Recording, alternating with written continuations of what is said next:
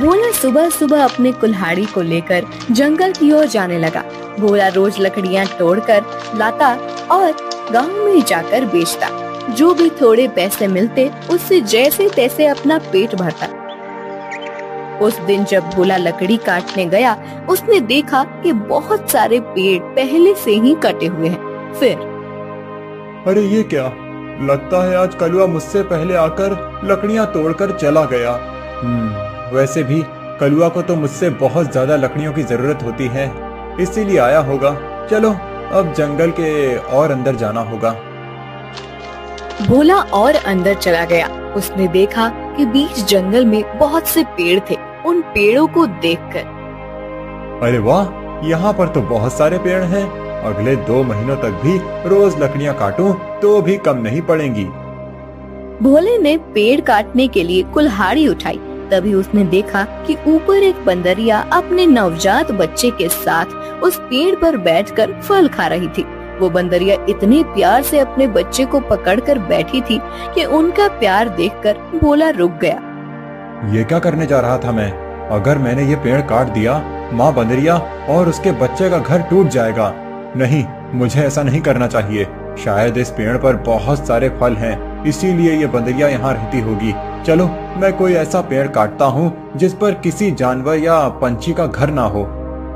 भोला और आगे चला गया। उसने अपनी जरूरत के अनुसार लकड़ियाँ काटी और उन्हें बेचने चला गया। ऐसे ही दिन बीतते रहते हैं। भोला रोज उस बंदरिया और उसके बच्चे को देखता।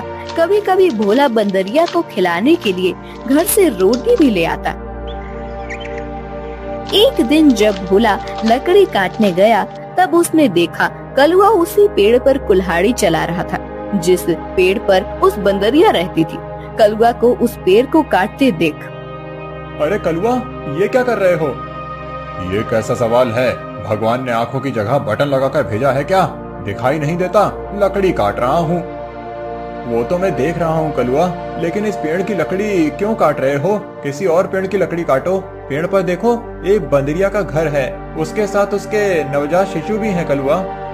तो क्या हुआ? वो बंदरिया किसी और पेड़ पर चली जाएगी। इतने सारे पेड़ तो हैं। लेकिन कलुआ, लेकिन वेकिन कुछ नहीं। चल निकल जा यहाँ से। आया बड़ा मुझे सिखाने वाला।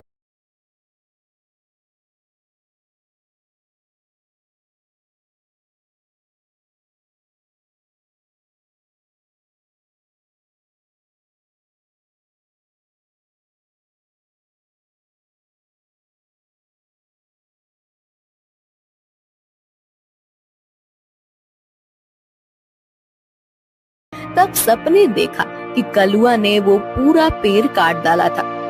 भोला को बहुत बुरा लग रहा था। तभी उसकी नजर पेड़ के एक बड़े लकड़ी के नीचे गई। वो बंदरिया उस लकड़ी के नीचे मरी पड़ी हुई थी। उसे देख भोला के आंखों में आंसू बहने लगे। भोला को लग रहा था कि शायद उसके बच्चे की भी मौत हो गई है। भोला उस बंदरिया के पास गया। तभी उसने देखा कि बंदरिया ने मरते हुए भी अपने बच्चे को अपने गोद में सुरक्षित रखा था। हे भगवान, तेरी महिमा अपरंपार है।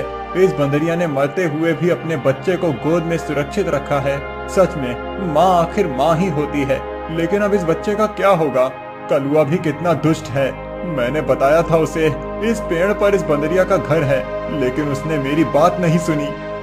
फिर भोला ने गड्ढा खोदकर बंदरिया के शव को उस गड्ढे में डाल दिया। फिर उसके बच्चे को अपने गोद में उठाकर अपने साथ उसे घर ले आया। उस दिन एक बात से भोला अपने छोटे भाई की तरह उस बंदर को साथ रखने लगा। एक दिन भोला लकड़ी काटने गया था। तब क्यों भोला, सुना है तूने किसी बंदर को पाल रखा है? अरे खुद का पेट तो तुझसे भरता नहीं, अब उस बंदर को क्या खिलाएगा? वो वही बंदर है कलुआ, जिसकी माँ के तुम हत्यारे हो। मैंने तुम्हें कहा था कि उस पेड़ पर उस बंदरिया का घर है, फिर भी तुमने वो पेड़ काट दिया। वो बंदरिया पेड़ से गिरकर मर गई। इसीलिए मुझे इंसानियत के नाते उस बंदर को अपने साथ ले जाना पड़ा। अगर मैं उसे नहीं ले जाता तो इस जंगल में ऐसे ही उसकी मौत हो जाती। हाँ तो तू बड़ा दयावान है ना। सारी दुनिया की इंसानियत और अच्छाई एक तुझ में ही भरी हुई है ना। कलुआ, मेरी तुमसे विनती है कि आगे से तुम कोई भी पेड़ काटते समय थोड़ा ध्यान दो कि किसी जानवर पंछी का घर न टूटे। ए भोला, मैंने पहले भी एक बार तुझसे कहा था कि तू मुझे मत सिखा। जब तूने कुल्हाड़ी हाथ में लेना सीखा था ना, उसके कई साल पहले से मैं लकड़ी काट रहा हूँ। तू कौन होता है मुझे सिखाने वाला? रुक, तुझे अभी मजा चखाता हूँ। ऐसा कहकर कलुआ ने भोला को पीटना शुरू कर दिया। उसे पीटने के बाद भोला को उसने चेतावनी भी दी कि आगे से अगर वो इस गांव में लकड़ी काटने के लिए आएगा तो उसे अपनी जान से हाथ धोना पड़ेगा। बेचारा भोला घर आ गया और बंदर से बात करने लगा। चलो दोस्त, अब इस गांव से हमारा दाना पानी उठ गया है। उस कलुआ ने मुझे पीटकर साफ साफ चेतावनी दे दी है। अब अगर जान बचानी है तो इस गांव को छोड़कर जाना ही बेहतर होगा। चलो हम कहीं और जाकर हमारी अपनी दुनिया बसाएंगे। भोला बंदर को अपने कंधे पर बिठाकर गांव से कहीं दूर जाने के लिए निकल गया।